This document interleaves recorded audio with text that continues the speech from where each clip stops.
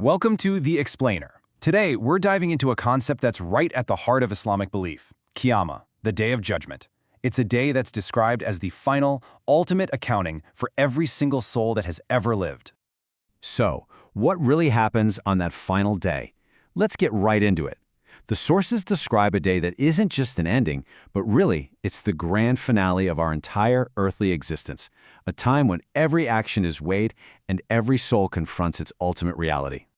At its absolute core, Qiyamah is this moment of final reckoning. It's a day of perfect justice, not just for us, for humanity, but, and this is key, for the entire cosmos. To really get a handle on this event, it helps to look at the different names it's given. Each one gives us a clearer piece of the puzzle. The first big theme is this idea of a great assembly. See, you've got Yawm al-Jem, the day of being assembled, Yawm al-Hashr, the day of gathering together, and Yawm Mashhud, the day of being in attendance. They all point to one central, inescapable fact. On this day, every single being is brought together. And the main point here is that no one gets a pass. No one is missing.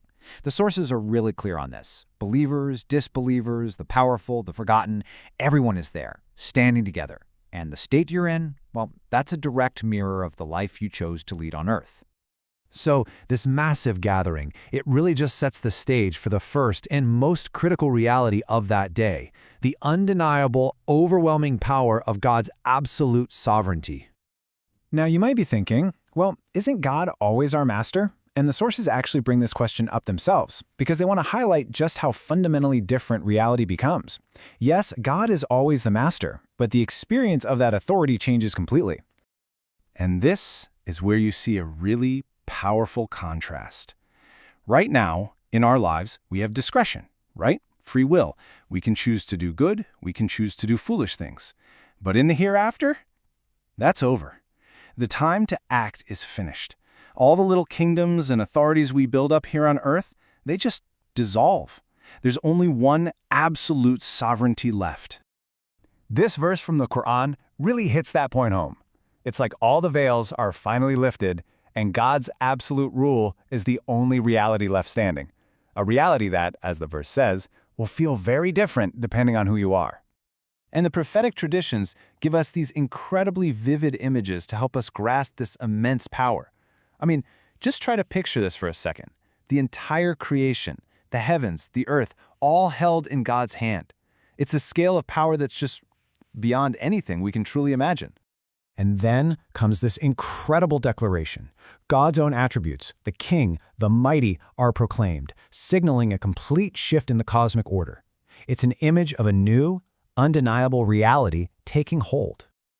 So this display of absolute power, well, it doesn't land the same way for everyone. It actually creates two completely different experiences for humanity. It's not one single event for all. It's a day of deep, profound division. And this is the Great Divide.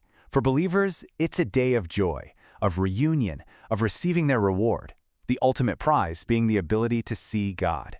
But for those who disbelieved, it's a day of pure terror and regret, where they are completely veiled from that very same sight. It's the same moment, but experienced as two polar opposite realities. And the logic here is really straightforward, almost like cause and effect. If a person was spiritually blind in this life, unwilling to see and follow God's guidance, then that state becomes their literal reality in the next. They become blind to His presence. The state of the soul is laid bare for all to see. And get this, the transformation doesn't stop with us. The very fabric of the universe itself, the earth and the heavens, is fundamentally changed by this event.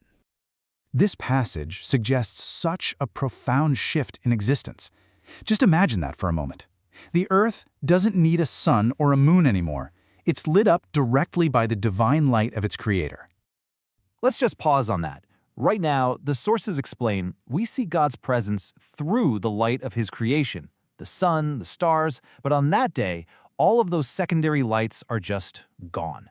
The only thing left is God's own light, and it becomes the only reality, filling everything. Okay, so where does all of this lead? It all builds up to this one, final, incredibly powerful theme, a universe that's brought into perfect harmony through universal praise.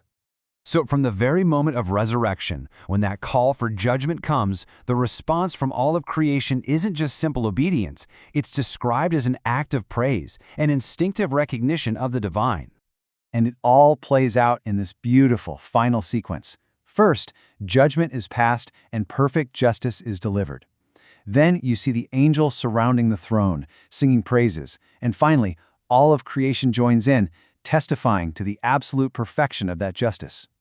What's so amazing about this final line is who says it. The sources point out that it's not attributed to anyone in particular. It simply says, "and it is said." The implication is that everyone and everything, all of creation, together, joins in this one unified chorus of praise for the wisdom and justice of the Lord of all worlds. And that, right there, is the essential question this whole concept leaves you with. It pushes us to really think about what it means to have a justice that isn't just human or societal, but is absolute, final, and truly cosmic in its scale.